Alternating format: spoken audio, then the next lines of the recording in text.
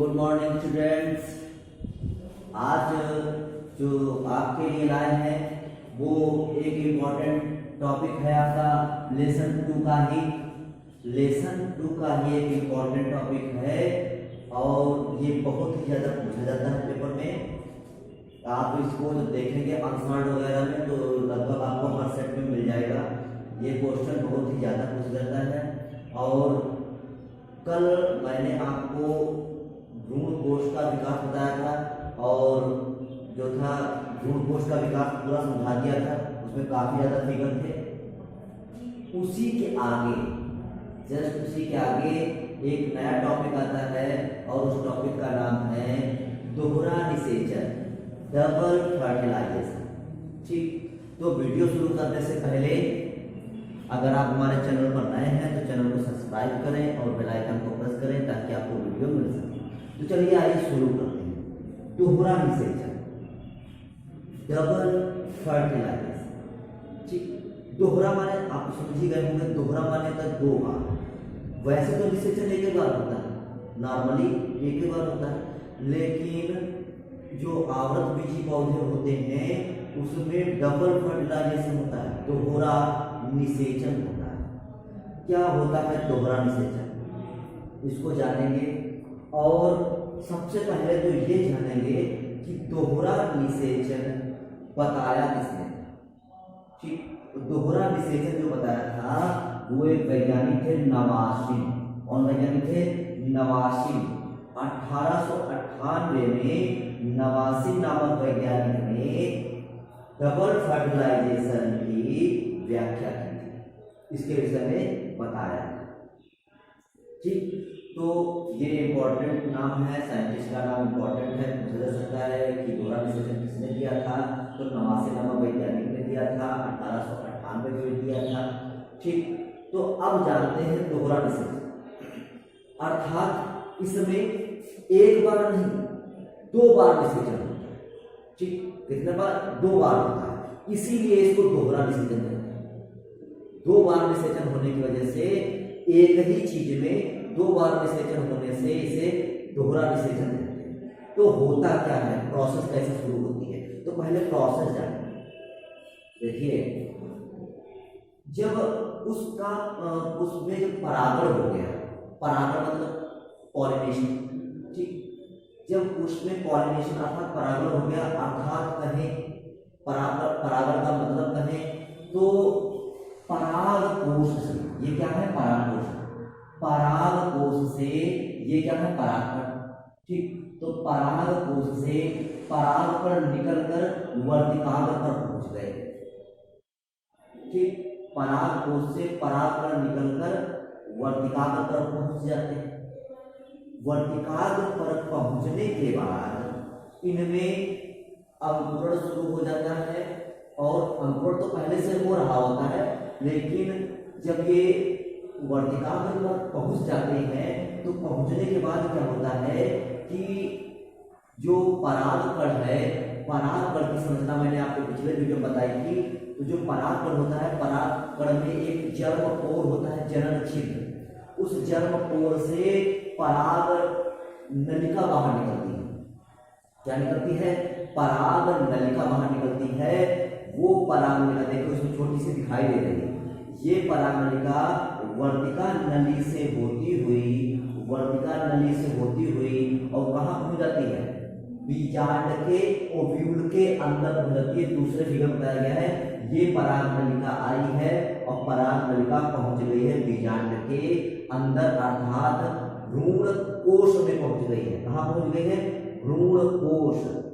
ठीक, तो भ्रूण कोश में पहुंच जाती है पराग नलिका।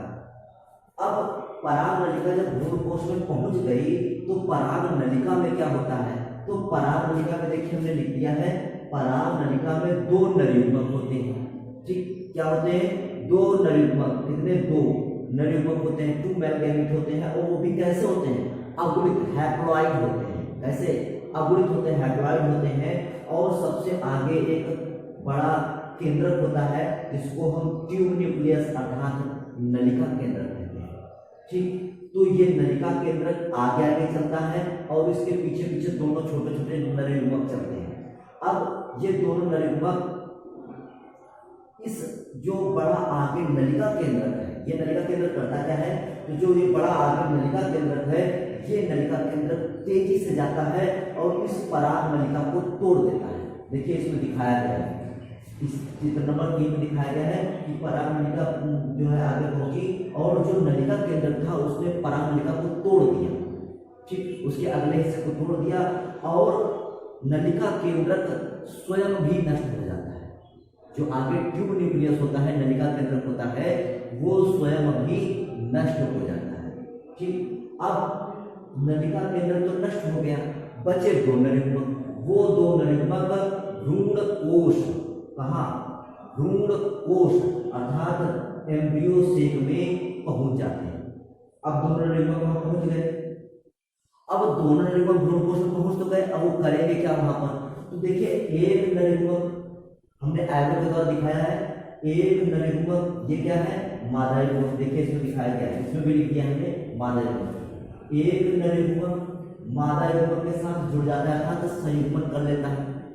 तो मादा युग्मक के साथ कौन सी चीज जुड़ गई, नलियुग्मक।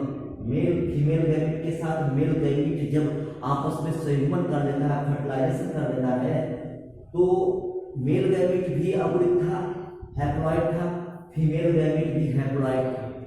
दोनों हैप्लॉइड आपस में मिल गए, फर्टिलाइजेशन कर दिया और एक संरचना का निर्माण होगा जिसको हम जाइगोट, द्विगुणित संरचना होती है, डिप्लॉइड होती है, जाइगोट का निर्माण करते हैं। जाइगोट द्विगुणित होता है, हिंदी में इसको युग्मनज कहते हैं।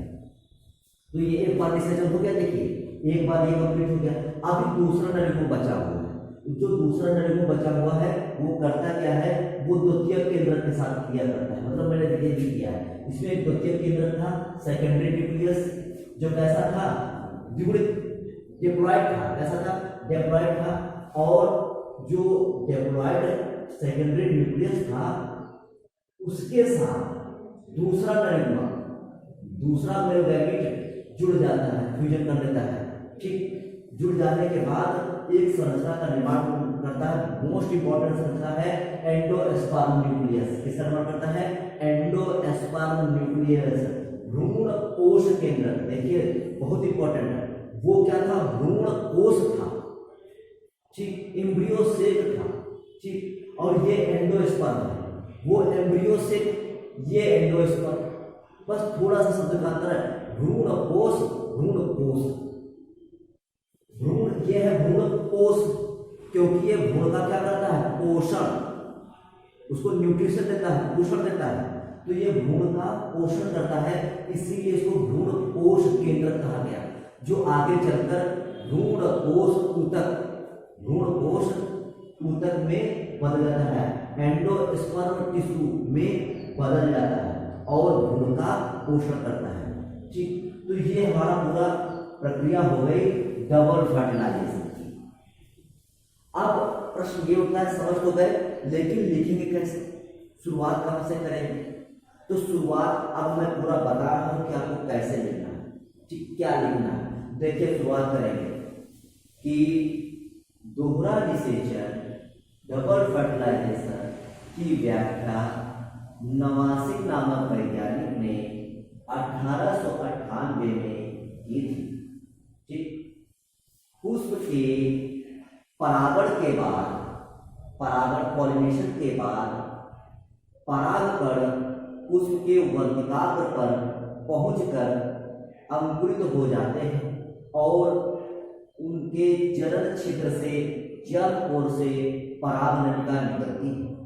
पराग नलिका वर्तिका नली के अंदर होती हुई भ्रूण कोश, भ्रूण कोश में पहुंच जाती है। पराग नलिका अंकुरित होकर वर्तिका नली के अंदर भ्रूण कोश में पहुंच जाती है।